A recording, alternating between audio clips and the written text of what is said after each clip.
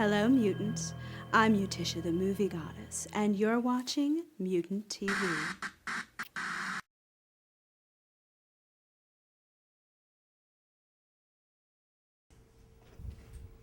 This year, you've made a welcome return to horror.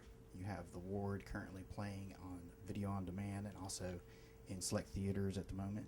What can you tell us about The Ward? Well, The Ward's the first movie I've made in several years. And I made it because it fit the bill for me. I wanted to make a different kind of film. And this is, it's a little film. It takes place in a limited location, has a limited cast, has an ensemble cast of all girls this time, which is a lot of fun. A lot of young Hollywood actresses, very, very talented folks. And I like the story. It's kind of a psychological ghost story. Very good. Alfred Hitchcock said that his favorite aspect of the filmmaking process was actually storyboarding and the conceptualization, and that the filming part he hated.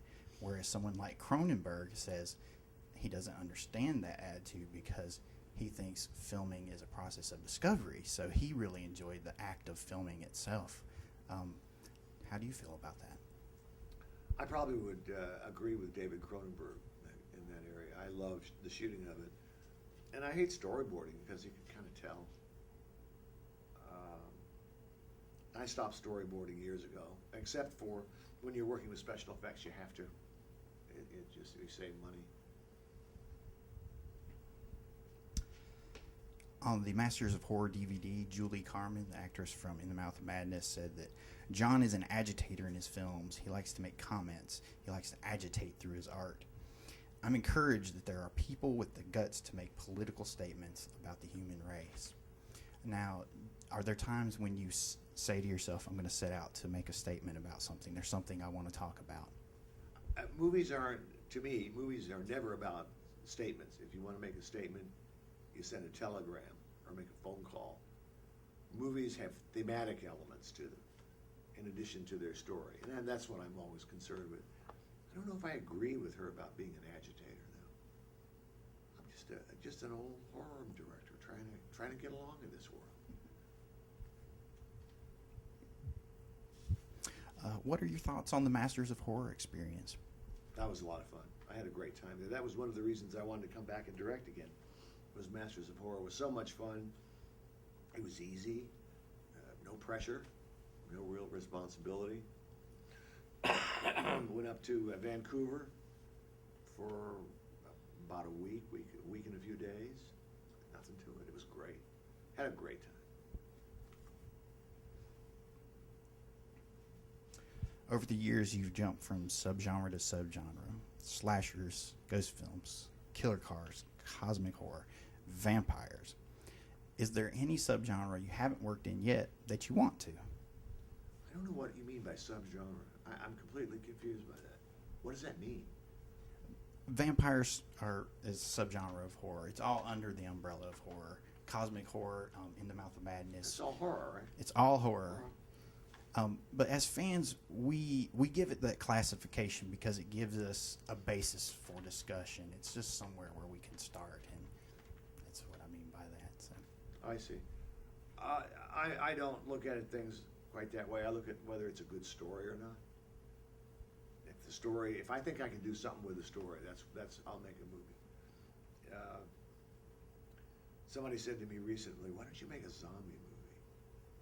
Boy, I think that the best zombie movies have been made. I don't think you can do much more with that. I know I couldn't. Well, you might be surprised what you could do. Do you have any advice for the young horror filmmakers out there today? Ooh, wow.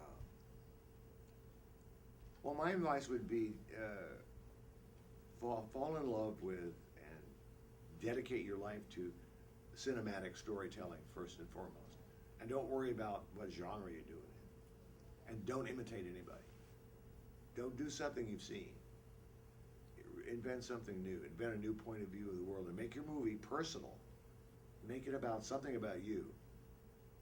You can disguise the characters.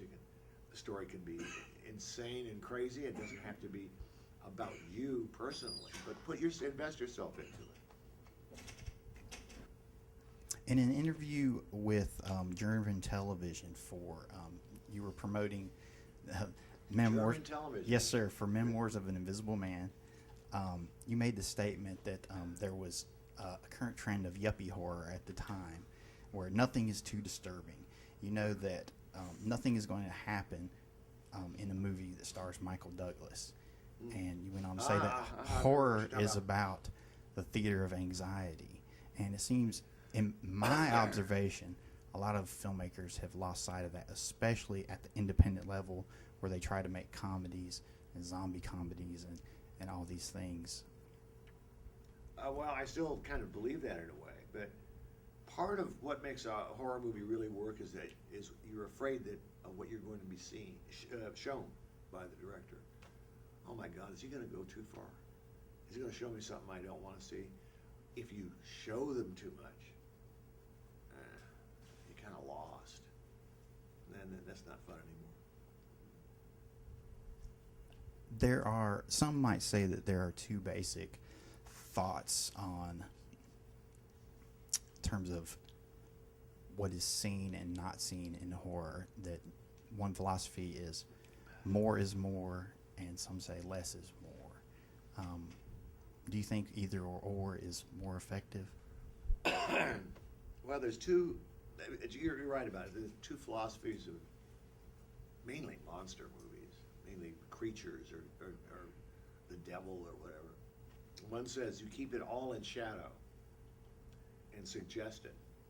It's more terrifying that way. On the other hand, if you have a great looking special effect that really can stand the light, bring it out in the light, because that'll knock their socks off. So there's two ways of going. Depends on the story you're trying to tell. Thank you very much, sir. Thank you. You're watching Mutant TV.